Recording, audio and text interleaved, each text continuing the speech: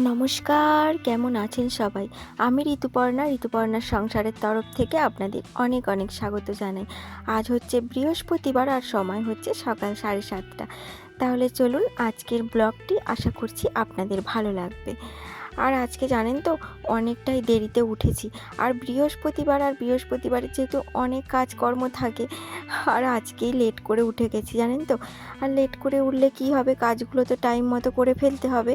আর আজকে না আগে অন্য বাইরের কোনো কাজ করিনি, আগে ভাবলাম ঘরটাই গুছিয়ে ফেলি। আর ওই যে ছেলেদেরকে আগে ব্রাশ ট্রাশ করিয়ে দিয়ে ও ঠাম্মা একটু নিয়ে গেছে, ওখানে খেলা টেলা করছে, আর আমি এদিকে কাজগুলো কমপ্লিট করে নিচ্ছি। আর এই যে দেখতে পাচ্ছেন ওই জানালাটা কিন্তু দুদিন ছাড়া ছাড়াই পরিষ্কার করি। আর ওই যে বাবুদের ওই যে প্যাম্পাসের কাগজগুলো ওখানে পেতে রেখে তার উপরে ওই যে প্যাম্পাসের একটা বাক্স আছে ওটা রেখে তারপরে এই কাঁথা কম্বলগুলো রাখি। আর এগুলো মানে বারবার করেই দেখতে হয়, কেন বলুন তো? আসলে আমাদের ওই যে দেওয়ালগুলো দেখছেন তো, দেওয়ালগুলো দিয়ে না অজস্র বালি ঝরে পড়ে, আর আমাদের ঘরের অবস্থা তো খুব একটা ভালো নয়। সেই জন্য মানে প্রত্যেক দিনই আর কি খুলে খুলে দেখি। আর ওই যে কাগজগুলো নিচে পাতা রয়েছে ওটা কিন্তু রোজের তুলি না, ওটা ওই বৃহস্পতিবার বা অন্য সপ্তাহে একটা অন্য কোনো দিন তুলি। কিন্তু এই যে কাঁথা কম্বলগুলো রোজের খুলে খুলে দেখে দেখে একটু ঝেড়ে ঝেড়ে নিই, কারণ বালি থাকলে একদমই ভালো লাগে না। আর এই যে দেখতে পাচ্ছেন এই যে বিছানার চাদরটা তুলে আগে বাইরে ঝেড়ে আনলাম। ওই যে আগেই বললাম দেওয়াল দিয়ে বালি ঝরে পড়ে, ঝাঁটা দিয়ে যতই ঝাড়ি না কেন ওই যে খাটের সাইডে না ওই যে বালি জমা হয়ে থাকে। আর শোবার সময় জানেন তো যত কিচকিচ করে। আর ওই যে ছেলেরা মানে সব সময় খেলাধুলো করে সন্ধ্যের পর থেকে, একটু আমরা নিচে ঘরটাতেই বেশি থাকি। আর ওই যে খেলা টেলা করে না একদমই মানে বালি কিচকিচে হয়ে যায়, একদম শুতে ইচ্ছা করে না। সন্ধ্যের দিকে তো বিছানার চাদর তুলে মানে ঝেড়ে আবার পেতে টেতে রাখতে ভালো লাগে না, সেই জন্যই সকালের দিকেই একবারে তুলে নিই, আর রাত্রির দিকে ওই একটু ঝেড়ে টেড়ে পরিষ্কার করে নিই। আর ওইদিকে আপনাদের সঙ্গে কথা বলতে বলতে এদিকে ডাস্টিংয়ের কাজটাও অনেকটাই করে নিলাম। ওই যে ফ্রিজটা একটু মুছে নিলাম, আর ওই যে আলমারিটাও মুছে নিলাম, আর এদিকের আয়নাটাও একটু মুছে নিচ্ছি। আর কি বলুন তো, প্রত্যেক দিনই কিন্তু এই কাজগুলো করতে হয় আমাদেরকে। আর যদি না একদিন ছাড়া যদি করি না, তাহলে এত ধুলো জমে যাবে কি বলবো। আর জানেন তো আমাদের ওই ফ্রিজটা, ওই মাথাটাতে আমি সারাদিনে 3 থেকে 4 বার মুছি, তারও বেশি তো হয়ে যায়, তো কম হয় না। কেন বলুন তো, ওই যে রাস্তার ধারে ঘর তো, যত ধুলো টুলো গাড়ি টাড়ি যায় ওই মানে কিছু জিনিসে এসে জমা হয়ে থাকে। যদি আমি একদিন না মুছি তার পরের দিনকে না এত ধুলো পড়ে যাবে আর মুছতে ইচ্ছাই করে না। আর এইদিকে দেখুন জানলাগুলো কিন্তু আমি মুছে নিচ্ছি, জানলাগুলো কিন্তু আমি রোজেরই মুছি জানেন তো।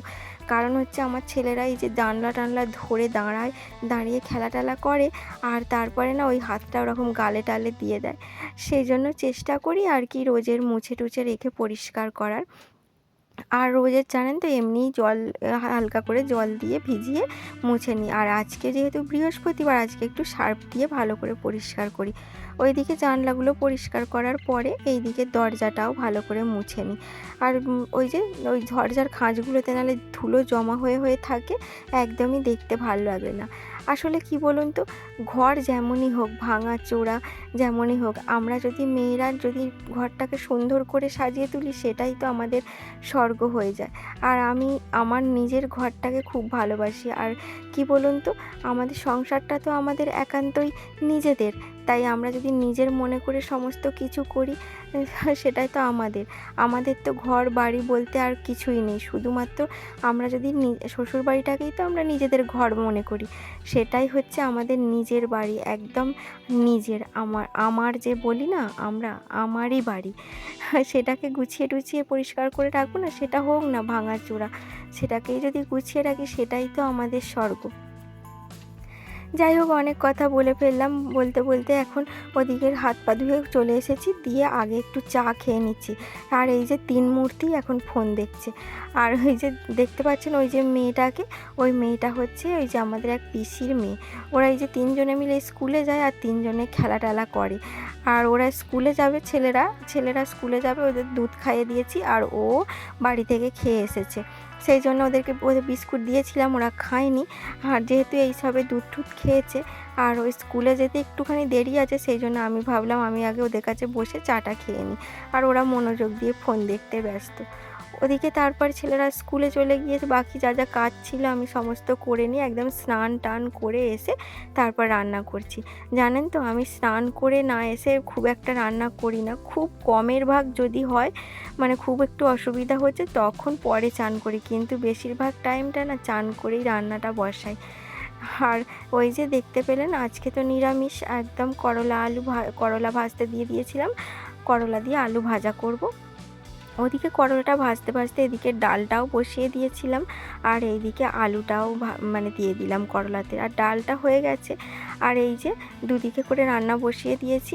আর যেহেতু দেরি হয়ে গেছে আর টাইমের মধ্যে যেহেতু ছেলে স্কুল থেকে আসবে বা ছেলেকে টাইমে টাইমে খাওয়াতে হবে, সেই জন্য আর কি মানে এরকম বুদ্ধি করেই কাজ করতে হয়। দেরিতে উঠেও যে বুদ্ধি করে ঠিক টাইমে রান্নাটা করা যায় বা টাইমে সমস্ত কাজ কমপ্লিট করে একটু নিজেকে সময় দেওয়া যায়, সেটাই মানে আমাদেরকে গৃহবধূদেরকে সবসময় মাথা খাটিয়ে ভেবে নিতে হয়। ওদিকে ডাল হয়ে গেল, বেগুন ভাজাও হয়ে গেল, করলা আলু ভাজাও হয়ে গেল, এদিকে ভাতটা বসিয়ে দিয়েছি। আর ছেলেরা স্কুল থেকে অনেক আগে চলে এসেছে, আসার পরে ওদেরকে ওই যে স্কুলের যে খাবার দেয় সেটাই অল্প খাইয়ে দিয়েছিলাম। খাইয়ে দেওয়ার পরে এখন অনেকটাই বেলা হয়ে গেছে, এখন ওদের একটা ফল খাবার টাইম হয়ে গেছে। আজকে কোনো ফল নেই, আজকে শুধু রয়েছে আম, ওদেরকে আমটাই কেটে দেবো। এই যে একটা করে আম কেটে দিচ্ছি, এখন খেয়ে বেশ কিছুক্ষণ থাকবে, তারপরে একেবারে দুপুরের ভাত খাবে। আর জানেন তো আমটা একটু বড্ড পেকে গিয়েছিল, কাটতে একটু অসুবিধা হচ্ছিল। আর এই যে ব্যাস কাটা হয়ে গেছে, ওদেরকে দিয়ে দেব। আর এই যে এদিকে দেখতে পাচ্ছেন শুকনো শুকনো আলু পোস্ত করেছি, আর এটা কিন্তু আপনাদের সঙ্গে আর শেয়ার করিনি। আর ওই যে যা যা রান্না করেছি সমস্তটাই হয়ে গেছে। আর এদিকে গ্যাস মুছে এই যে সুজি ভাজতে বসিয়ে দিয়েছি। ওই যে ছেলেদের সুজি নিয়ে আসি না, ছেলেরা যেহেতু রোজ সুজি রান্না খায়, ওই যে একেবারে করে 2 কিলো সুজি ভেজে রেখে দিই ডিবেতে করে, জানেন তো, ঠান্ডা করে তারপর ডিবেতে রাখি। আর কি বলুন তো, রোজের মানে করব আর একটু একটু করে খুচখুচ করে ভাজতে ভাজতে ভালো লাগে না, সেই জন্য আর কি একেবারে ভেজে রেখে দিই। আর ওদিকে সুজি টুজি ভাজার পরে তারপরে এদিকে ভাতটাও হয়ে গিয়েছিল, আগে ফ্যানটা ঝাড়িয়ে নিলাম, ঝাড়িয়ে নিয়ে আর ওই যে সুজিগুলো ঠান্ডা করার জন্য বাইরে রেখে দিয়েছি।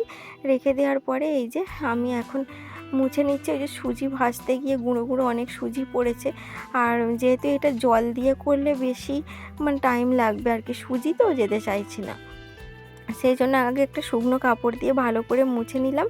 মোছার পর ওই যে ন্যাকড়াটাকে ভালো করে ভিজিয়ে টিজিয়ে তারপরে ভালো করে এই ওপরের সিংটাকে মুছে নিচ্ছি। আর ওদিকে গ্যাসটাও আগে মুছে নিয়েছিলাম ভালোভাবে। আর এই তো এদিকে মা জলটা আমাকে এনে দিয়েছে, জলটা আমি এই যে ঢেলে নিচ্ছি, এই জলটা আমরা খাই। আর ওই যে যেগুলো বালতি করে নিয়ে আসি ওগুলো বাসন ধোয়া থেকে শুরু করে রান্না টান্না সমস্ত কিছুই হয়। তো দুপুরবেলার পর আর আপনাদের কাছে আসা হয়নি, আর একেবারে সন্ধেবেলা সন্ধে দেখাতে দেখাতে আপনাদের কাছে চলে এসেছি। আর বৃহস্পতিবারের সন্ধে যেহেতু আর ভালোভাবে সন্ধেটা দেখাতে হয়। আর কি বলুন তো, আমি দিনের বেলা খুব কম টাইমে পুজো করি, আসলে মাই দুবার পুজোটা দেয় আর সন্ধ্যের দিকটা আমি দিই, কারণ সকালের দিকটা আমার একেবারে সময় হয়ে ওঠে না, ঠিক টাইমে আর কি দিতে পারি না, একটু দেরি হয়ে যায়, সেই জন্য মানে কাজ করতে করতে আর কি, যেহেতু মা ফাঁকা থাকে মাই দিয়ে দেয়, আর সন্ধেবেলার টাইমটা আমি দিই। তো বন্ধুরা, ভিডিওটা এই পর্যন্তই রাখছি। আপনাদের কেমন লাগলো অবশ্যই কমেন্ট করে জানাবেন, ভালো লাগলে সাবস্ক্রাইব করে পাশে থাকবেন। সবাইকে টাটা।